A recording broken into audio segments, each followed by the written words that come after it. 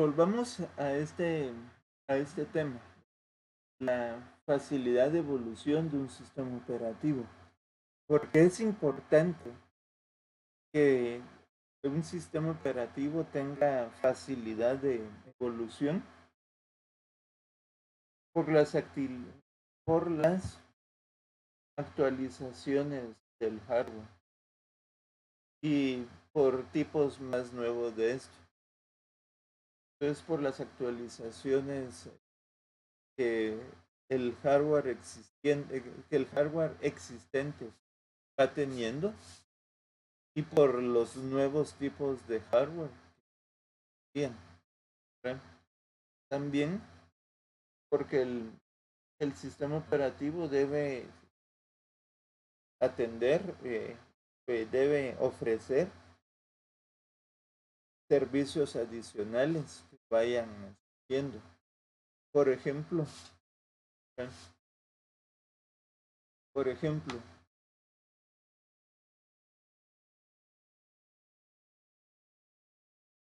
volvamos a eso que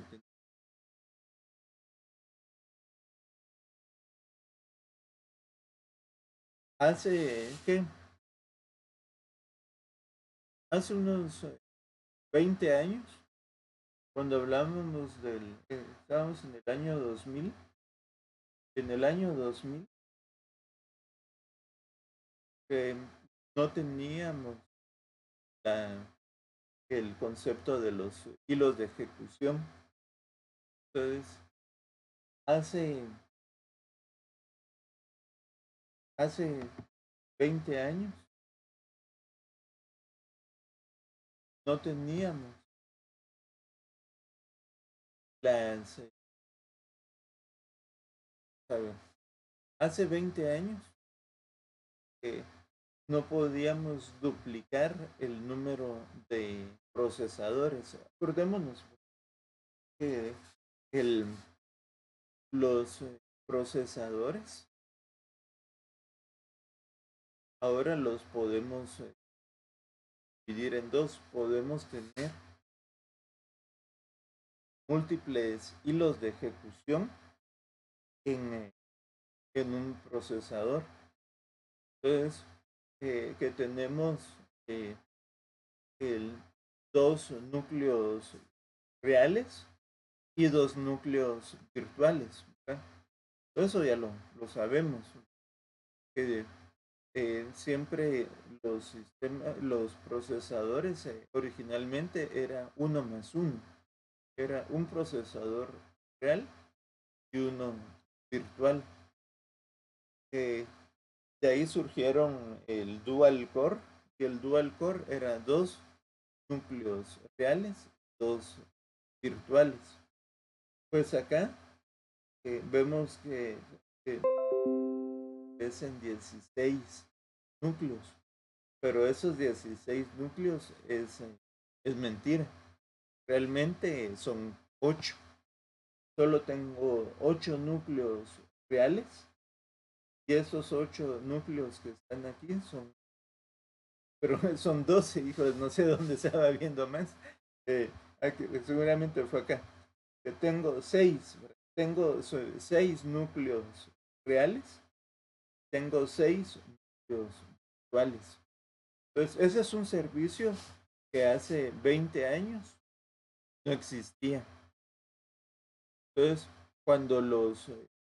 cuando Intel eh, creó los nuevos procesadores que soportaban la virtualización de nuevos, la, la virtualización de nuevos núcleos, ¿verdad? O que permitía la virtualización de núcleos adicionales a partir de los existentes. Cuando, cuando eso lo desarrolló Intel, Intel eh, tuvo que comunicarse tanto con Microsoft como con con la comunidad de desarrollo de Linux para que el sistema operativo aprovechara ese nuevo servicio de de, de los procesadores Intel. Porque ¿qué pasa? Pues ahora ya no se ve, ya no se ve. Pero en versiones de Windows anteriores, versiones de Windows anteriores, si uno no habilitaba la virtualización o si uno no instalaba servicios o parches adicionales, sencillamente, aunque yo tuviera un, eh, un procesador dual core, pues sencillamente como el sistema operativo no tenía instalado ese servicio, eh, pues ¿qué pasaba? Que yo solo aprovechaba dos procesadores, que eran los procesadores físicos, pero no podía acceder a los dos procesadores virtuales. Entonces, volviendo a la presentación, entonces, todo eso se los mencionaba por eso, por los nuevos servicios. Y otra de las facilidades de evolución es en cuanto a la resolución de fallos.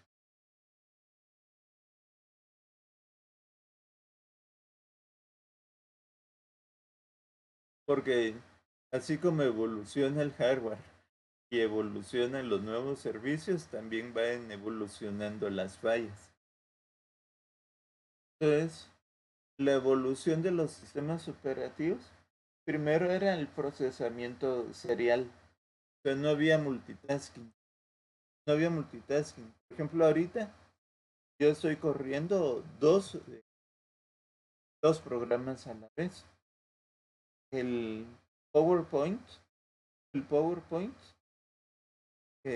con el cual yo estoy mostrando esa presentación, y también estoy ejecutando el programa, ejecutando el programa que está grabando la pantalla, como video.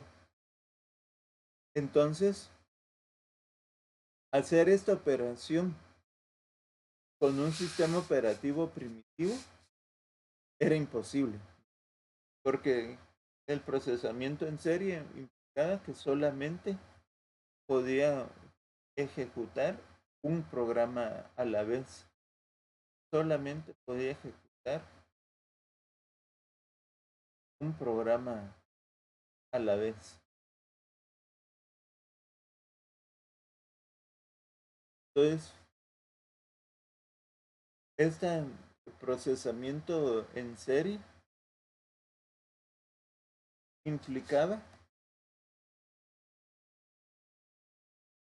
que era necesario planificar, ¿verdad? Para el usuario, que era necesario planificar cuál era el programa que, que se iba a utilizar. Y pues los tiempos de ejecución antes eran lentos. Luego los sistemas operativos se cambiaron en lotes sencillos. Porque eso era importante antes. Antes esto era el sistema operativo. Era un programa que solo podía ejecutar un programa de usuario a la vez. Pero luego el, surgió el procesamiento por lotes. Entonces, aquí lo que pasó es que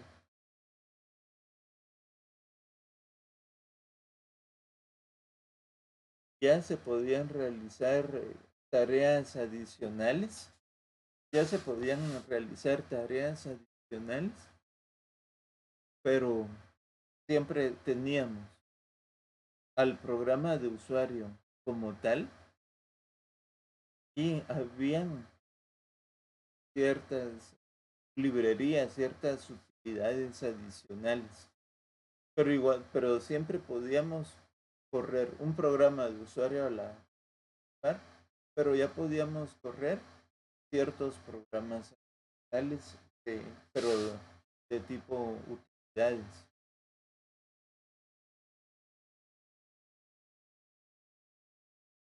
Luego vinieron los sistemas en lotes multiprogramados. Entonces aquí sí ya venían las, las que ya podía tener múltiples programas de usuario ejecutándose a la vez. Y ahora están los sistemas de tiempo compartido que tenemos actualmente corriendo nuestras computadoras y nuestros celulares. Entonces, eso es el sistema de lotes sencillos. Ustedes ya tienen la presentación disponible, la pueden ver, ¿verdad? Y pues lo único que vamos a mencionar es que los sistemas en lotes sencillos lo que tenían eran protección de memoria, temporizadores, instrucciones privilegiadas y el manejo de interrupciones. Es lo que vimos en la clase pasada, que tiene que ver con eh, el acceso a dispositivos de entrada y salida lentos. Entonces, luego cuando hablamos sistemas en lotes multiprogramados, entonces aquí ya, lo que queremos es mantener ocupado al procesador al 100%. Entonces, cuando hablamos ya de sistemas en lotes multiprogramados, ya podemos realizar más de una tarea en simultáneo. Entonces, aquí vemos algunos atributos de ejecución de algunos programas. Por ejemplo, tipo de trabajo. Es computación pesada. Puede ser gran cantidad de entrada y salida. Y aquí también, este es otro similar, que también ejecuta una gran cantidad de dispositivos de entrada y salida. Ese programa pues, se va a ejecutar 15 minutos, ese otro unos 15 minutos, 5 minutos, otro 15 minutos, 10 minutos. La cantidad de memoria requerida en megabytes, lo podemos ver. Necesitan disco duro, o sea, esos no, solo se corren en la memoria y la CPU.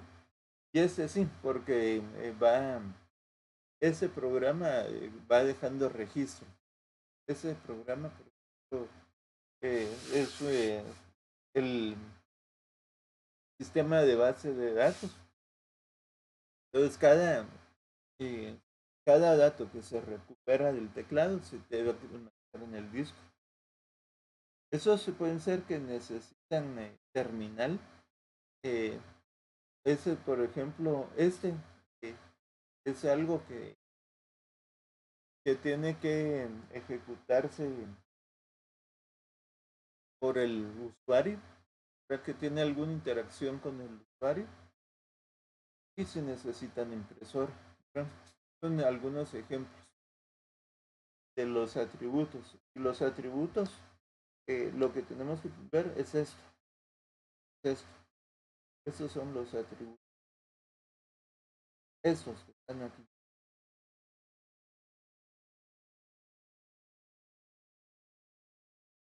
Y aquí hay otros ejemplos de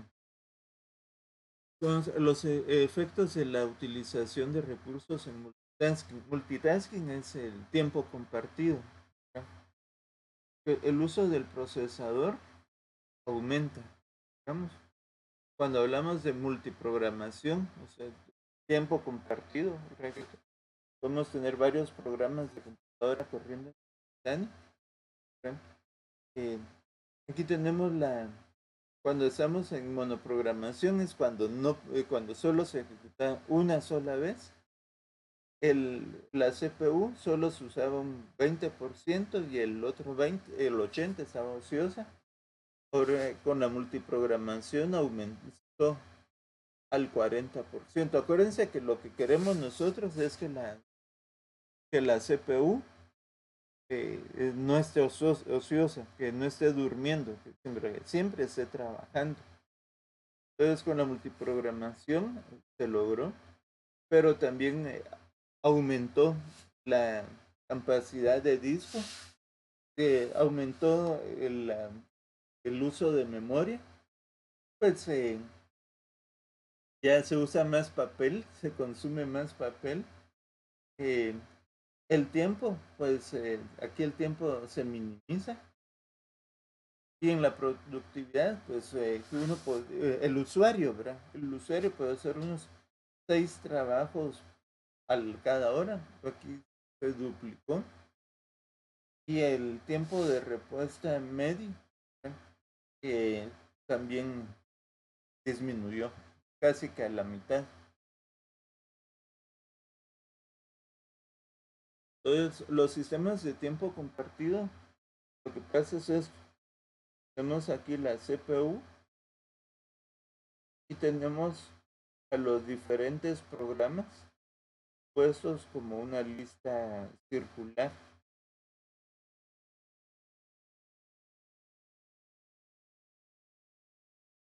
Entonces, el tiempo compartido significa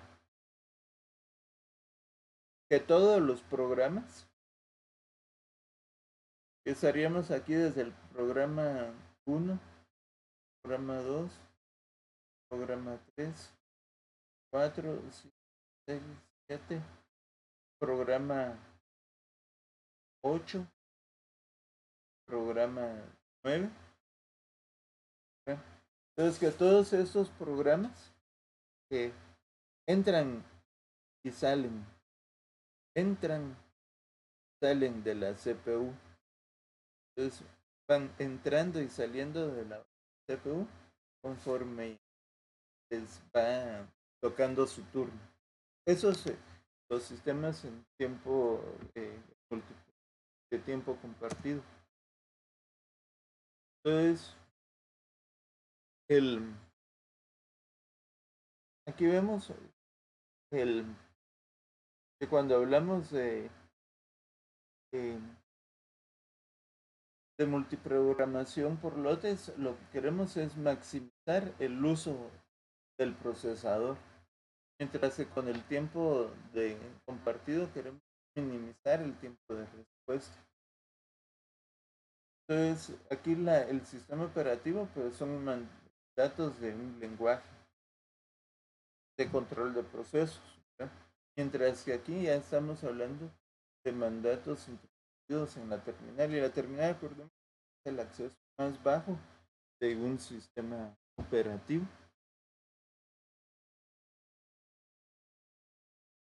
Entonces, aquí vemos algunos logros, ¿verdad? Entonces, los sistemas se encuentran entre las piezas de software más complejas que hay, ¿verdad?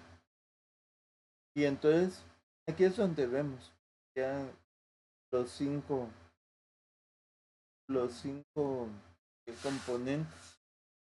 Bueno, y aquí hay otro. Entonces, pero aquí no son 5 avances.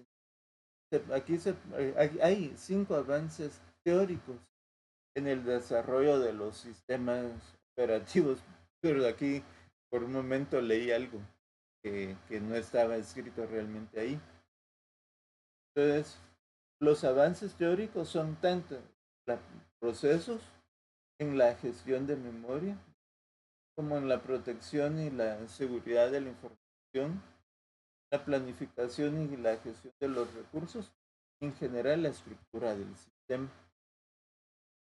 Entonces, los procesos es un término que vamos a utilizar mucho. Un proceso es esto, es un programa en ejecución, o si quieren verlo, es una instancia de un programa ejecutándose en la computadora, ¿verdad? Entonces, es la entidad que se puede asignar o ejecutar en un procesador. Si ven, son múltiples definiciones de lo mismo. Es una unidad de actividad caracterizada por un solo hilo secuencial de ejecución en un estado actual. Veanlo así, que es para nosotros proceso, y es un término que vamos a utilizar mucho. Procesos son cualquier programa que esté en ejecución, o es cualquier instancia de un programa que se ejecuta en la computadora. Y ¿cuáles son los errores con los procesos?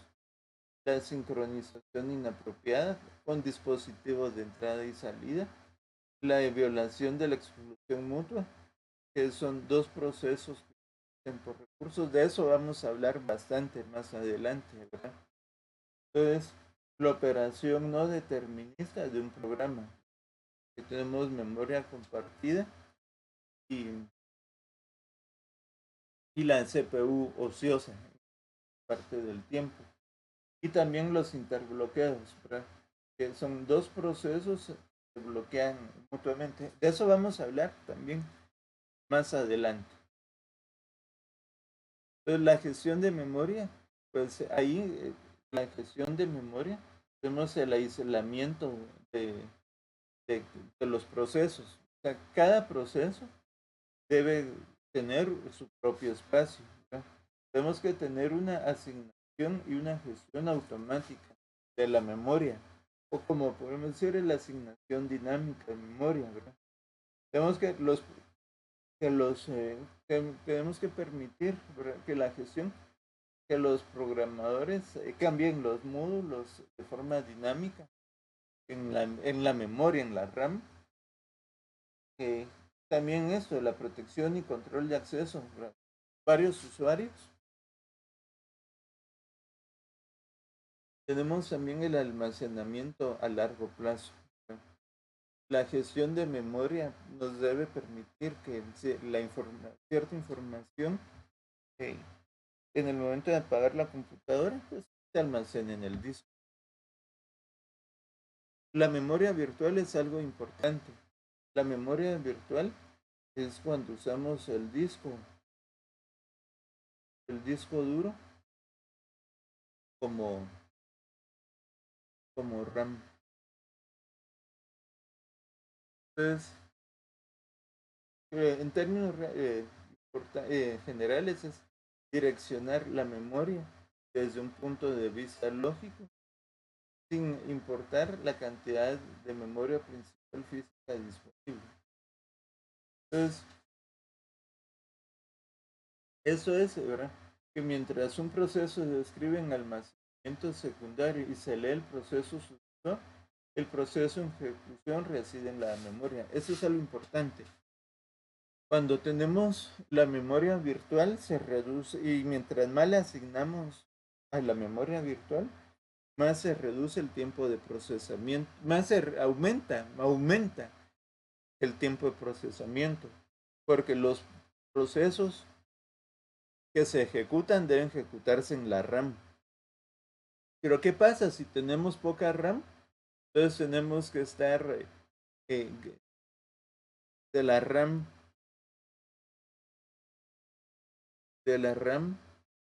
tenemos la CPU y el disco duro.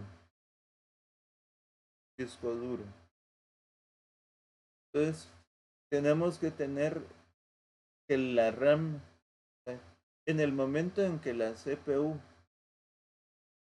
en el momento en que el proceso sale de la CPU, también sale de la RAM. Y en el momento en que un proceso va a entrar a la CPU, primero debe subir a la RAM y luego meterse en la CPU. Entonces eso hace que el rendimiento baje. ¿Qué es el, verdad? Está el procesador, tenemos la unidad de gestión de memoria, tenemos la dirección real y la memoria secundaria. Entonces el procesador, pues aquí está, entra y sale. Pero aquí es de la memoria secundaria se carga la RAM y aquí es donde el sistema operativo ya lo puede ejecutar el proceso. Sobre eso, de la protección y seguridad de la información, sobre esto, pues vamos a... eh, sobre esto, ya vamos a hablar de la disponibilidad, que esté disponible solo para aquellos que sea disponible. ¿Ya? ¿Qué pasó? La disponibilidad, que el sistema siempre esté disponible para aquel que tenga acceso. Y aquí vamos con la confidencialidad, que es la autorización de accesos, la integridad de los datos, las modificaciones que no existan modificaciones no autorizadas, la autenticidad también. Eso es importante, ¿verdad? La planificación y la gestión de los recursos. Hay que tener en cuenta tres cosas: la equitatividad, ¿verdad? Que es el acceso igualitario a los recursos, ¿verdad? Es la respuesta diferencial, ¿verdad? Entonces, tenemos diferentes clases de trabajos con diferentes requisitos y también la eficiencia, hay que maximizar la productividad, etcétera. Pero luego tenemos la estructura del sistema. Los sistemas operativos deben ser modulares, deben tener interfaces bien definidas y tan sencillas como sea posible. La estructura jerárquica es algo importante y es esa que la jerarquía del diseño del sistema operativo. Cuando les hablaba, ¿verdad? Cuando les mostré lo de la pila de encendido, la pila de la apagado, les había dicho que el sistema operativo tiene sus propias capas. Entonces, esa es la, esa es la jerarquía.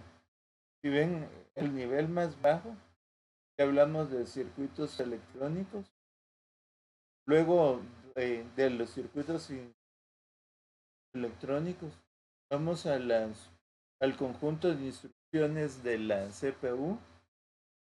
Luego aquí vemos con los diferentes procedimientos, ¿verdad? Que son llamadas, registros de activación, las interrupciones que ya vemos. Y aquí ya vemos algunos procesamientos, el que mira el sistema almacenamiento secundario local. Hablamos de la memoria virtual, comunicaciones, sistemas, dispositivos. Pero aquí a los dispositivos ya se ven, no como, ya se ven de una forma lógica. Los directorios, ¿verdad? Procesos de usuario y un intérprete de mandatos. Entonces, es el entorno de programación del usuario. Entonces, esa es la estructura. Entonces, los sistemas operativos modernos son una arquitectura de micronúcleo o microkernel, ¿verdad? Solo funciones esenciales, solo lo esencial corre en los núcleos. ¿Verdad? Los sistemas multihilo, eso vamos a hablar más adelante. Hablamos de multiprocesamiento simétrico, que tenemos múltiples procesadores. Hablamos también de sistemas operativos distribuidos, los famosos clusters, y que en general ahora ya todos los sistemas operativos están orientados a objetos. Cuando hablamos de kernel o núcleo, es el programa como tal, es el programa como tal que se ejecuta en la CPU y controla todo, y que lo controla todo, ¿no? Entonces, como vemos aquí, el kernel contiene las funciones del sistema operativo más frecuentes utilizadas. Entonces, eso es el sistema operativo. Y con esto terminamos. Con esto terminamos la presentación y el tema de hoy.